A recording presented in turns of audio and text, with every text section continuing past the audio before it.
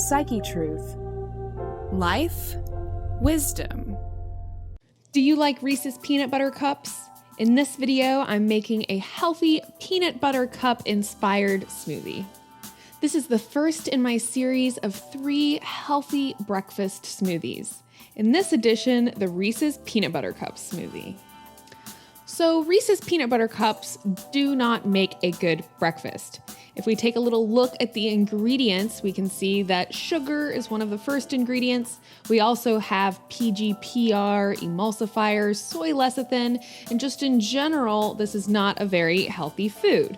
Because most of the sugar beets grown in the United States are genetically modified, even though Reese's are not labeled to contain GMOs, there's a good chance that these do contain genetically modified ingredients. So whether it's the sugar or the soy, I prefer to avoid eating Reese's peanut butter cups because the potential that there's genetically modified organisms in them. In addition to that, we also have refined sugar, which has 0 health benefits whatsoever. So in this smoothie, we're going to make a healthier version that's also going to fill you up and help sustain you, so it works great as a breakfast smoothie. So my ingredients are bananas. I'm going to just be using about half of a banana, and you can see that I already have my bananas frozen. They've been frozen overnight. If you don't have your bananas already frozen, that's totally fine. You can use some ice. And I already have my ice here because I'm imagining I might add some ice anyhow, even though my bananas are frozen. To get a creamy effect, I'm going to use some yogurt. Now, I did a whole video on yogurt, but the main thing you want to look for is whole milk from grass-fed cows. And if they don't carry this yogurt in your grocery store, you can ask them to please carry Trimona. This is the only yogurt I will eat. I really enjoy it. Of course, it wouldn't be a Reese's peanut butter cup if we didn't have peanut butter. So you can see here, I have my creamy peanut butter. So now we're on to my favorite ingredient, and this is the cacao beans. So chocolate, you may have heard, actually has health benefits. There's a lot of antioxidants and a lot of minerals like magnesium. But you're not gonna get those benefits from eating a regular candy bar. But you can get those healthy benefits from eating the cacao beans or cacao nibs. And so I brought both of these so you can see what they look like, and I'm gonna pour them out on a plate so you can kind of see how they look. So the cacao beans look something like this. Oops.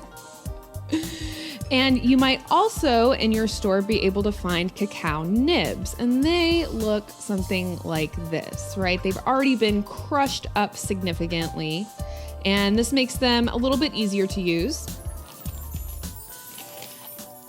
And in addition, I'm going to use probably a little bit of coconut water. Now, I always have my coconut water or regular water on hand if I want to make my smoothie more liquidy. But again, you can always add however much you want based on your own preference.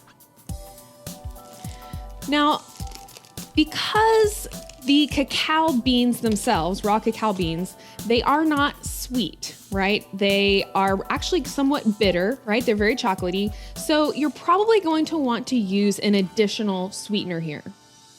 Now, you could just use more bananas and that will lend to more sweetness, but I'm trying to not have such a banana-y flavor here. So I'm actually going to use dates. And here's what a date looks like if you've never seen it.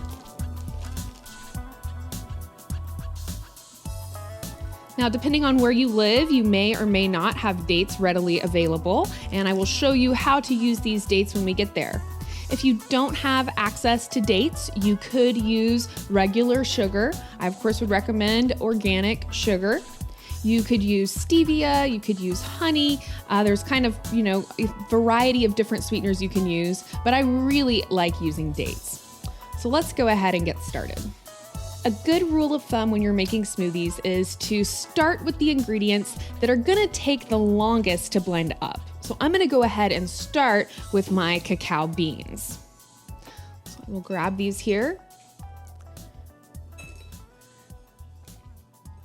And I'm probably going to use about a handful of cacao beans. about this many. So now I'm adding my cacao beans. Now I'm going to add in my banana. You can see my banana's already melted a little bit, but that's okay.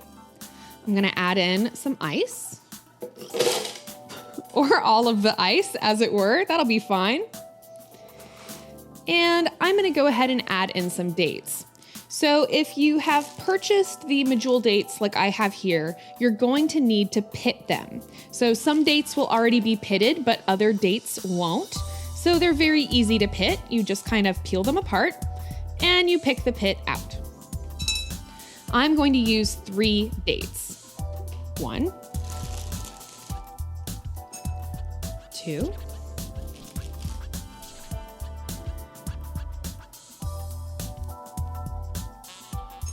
and 3.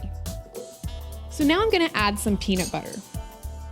Now, again, depending on how much you like peanut butter, that's gonna dictate how much peanut butter you wanna use. I'm gonna go ahead and use a heaping spoonful here because I love peanut butter. And the great thing about smoothies is that you can always taste as you go and add things in. So if it's not chocolatey enough, add more cacao beans. If it's not peanut buttery enough, add more peanut butter. So let's go ahead and blend that up and see how it looks.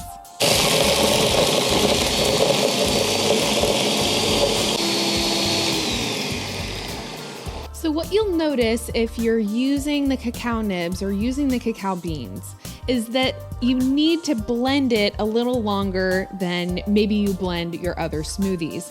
Of course, I don't mind that little kind of crunchy nib in there, but if you want it really smooth, you just keep blending it longer. So at this point, I have gonna give my smoothie a little taste test before I add the yogurt and just see how it's coming along.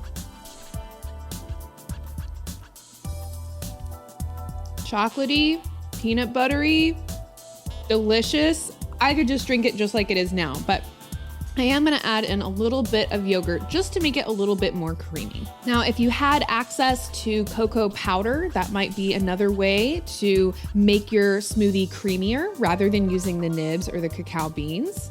So that's always another option. Again, I just encourage you to actually look for raw cacao and not just reach for the Hershey's cocoa powder or something like that. Most of those conventional cocoa powders are so highly heated and highly processed that you lose out on a lot of the health benefits that we can get from eating these raw cacao beans. So let's give that a little blend and see how it looks. So let's see how this baby looks. Move this glass out of the way.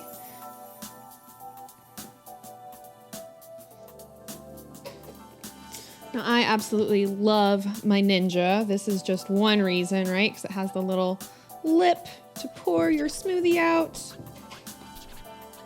Oops. Wow, that is really, really good. Let's give a little taste test here.